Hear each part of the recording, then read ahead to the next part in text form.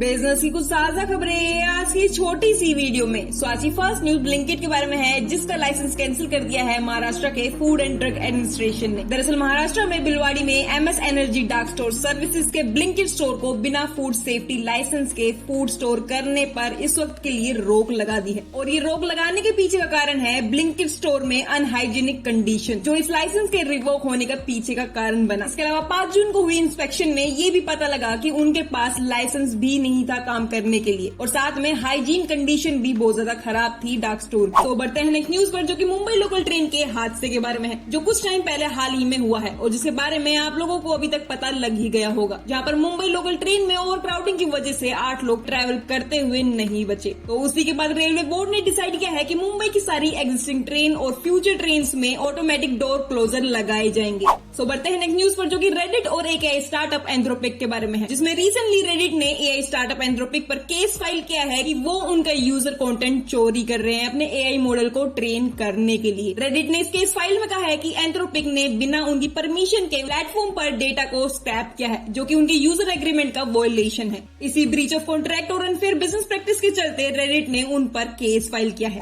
सो बढ़ते हैं next news पर, जो कि एक लकी मैन के बारे में है, जिनको उनके फादर की वजह से 80 करोड़ का फायदा हुआ है सिर्फ 1 लाख की इन्वेस्टमेंट पर। दरअसल एक आदमी ने रेडिट पर पोस्ट करते हुए बताया कि उनके फादर ने 1990s में JWS स्टील के 1 लाख तक के शेयर खरीदे थे, जिनकी वैल्यू 2025 में इस वक्त 80 करोड़ तक की पहुंच चुकी है। सो बढ़ते हैं नेक्स्ट न्यूज पर, जो कि गूगल के नए सीईओ के बारे में है, जो कि अभी तक नहीं बने हैं और है भी कौन ये भी नहीं पता लगा है, लेकिन इसका एक हिंट सुंदर पिचाई जी ने, जो कि करंट सीईओ है, उन्होंने दिया है। दरअसल गूगल के बारे में बात करते हुए सैन फ्रांसिस्को की टेक समिट में गूगल के करंट सीईओ सुंदर पिचाई जी ने कुछ ये कहा कि उन्हें लगता है कि नेक्स्ट सीईओ गूगल के पावर का डीप अंडरस्टैंडिंग होना बहुत ज्यादा जरूरी है। साथ ही उन्होंने ये भी कहा कि फ्यूचर सीईओ के पास एक्स्ट्रा ऑर्डिनरी एआई कंपनी होगा, जो कि साफ साफ हिंट है कि नेक्स्ट सीईओ एआई फील्ड से होने वाला है, क्योंकि उन्होंने अपनी इस मीटिंग में एआई पर बहुत ज्यादा एम्फसाइज किया था, जिसकी वजह से मार्केट में स्पेकुलेशन है कि नेक्स्ट सीईओ भी एआई फील्ड से होने वाला है। इस पे आपका क्या कहना है, मुझे कॉमेंट सेक्शन में जरूर बताना। सो बढ़ते हैं नेक्स्ट न्यूज पर, जो कि रैपिडो की एंट्री के बारे में है फूड डिलीवरी स्टार्टअप्स में, और जिसकी वजह से स्विगी और जोमेटो में गिरावट देखने को मिली है। तो रिसेंटली रैपिडो ने फूड डिलीवरी सेगमेंट में आने का प्लान बनाया है, जिसमें उन्होंने कम कमीशन चार्ज करने का भी प्रॉमिस किया है, और जिसकी वजह से स्विगी और जोमेटो के स्टॉक्स में गिरावट देखने को मिली है। और इस चीज की शुरुआत उन्होंने ऑलरेडी कर दी है, जहां पर उन्होंने रेस्टोरेंट्स को कहा है कि वो लोग कम से कम 150 तक की आइटम को लिस्ट करें, और साथ ही में उस पर कितना डिस्काउंट दिया जाएगा ये सिर्फ दोनों के म्यूचुअल एग्रीमेंट से ही होगा। और इस चीज का रैपिडो को बहुत बड़ा फायदा मिल सकता है, क्योंकि अगर करंट सिनेरियो के बारे में बात करी जाए तो रेस्टोरेंट ओनर्स जो है वो स्विगी और जोमेटो से काफी ज्यादा परेशान है। और अगर मेन कमीशन मॉडल की भी बात करी जाए, जोमेटो और स्विगी इस वक्त चार्ज करते हैं 15 से 30% रेस्टोरेंट ओनर से, वहीं इस वक्त रैपिडो जो है वो सिर्फ 8 से 15% चार्ज करने वाला है, जिसकी वजह से काफी ज्यादा चांसेस है रैपिडो पर शिफ्ट होने पर। तो बढ़ते हैं नेक्स्ट न्यूज पर, जो कि नए सीपीआई के बारे में है, यानी कि नए कंज्यूमर प्राइस इंडेक्स के बारे में है। तो कल की शॉर्ट वीडियो में हमने बात किया था कि कैसे नया सीपीआई आपके ऑनलाइन शॉपिंग बिहेवियर को ट्रैक करने वाला है, और आज हम बात करेंगे दूसरे नए बड़े बदलाव के बारे में, जिसमें कि अब से आपका बिजली का खर्चा भी नया सीपीआई ट्रैक करने वाला है, जिसमें अब से पर यूनिट रेट नहीं बल्कि पूरा इलेक्ट्रिसिटी बिल के हिसाब से सीपीआई कैलकुलेट होगा,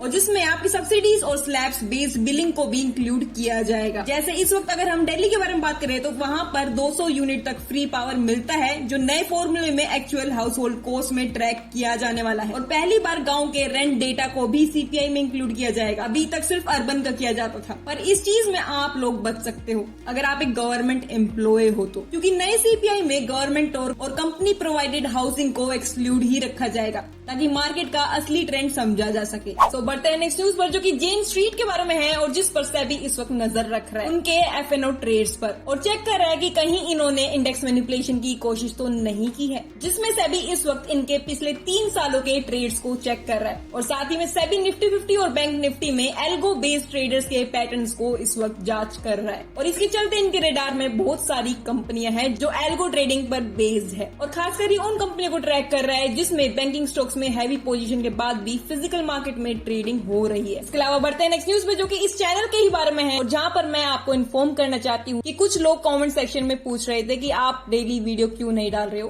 तो मैं उसका जवाब देना चाहती हूँ कि डेली शॉर्ट्स वीडियो आ रही है, क्योंकि आप लोगों ने देखा ही होगा कि लॉन्ग वीडियो में काफी ज्यादा कम व्यूज है, जिसकी वजह से रीच चैनल को नहीं मिल पा रही है, इसलिए ही शॉर्ट्स वीडियो पर शिफ्ट किया गया है। तो प्लीज आप हमारे शॉर्ट वीडियो को भी देखा करें, वो रोज डेली अपलोड हो रही है चैनल पर। इसके अलावा आप लोगों को बहुत बहुत धन्यवाद इस वीडियो को आखिरी तक देखने के लिए।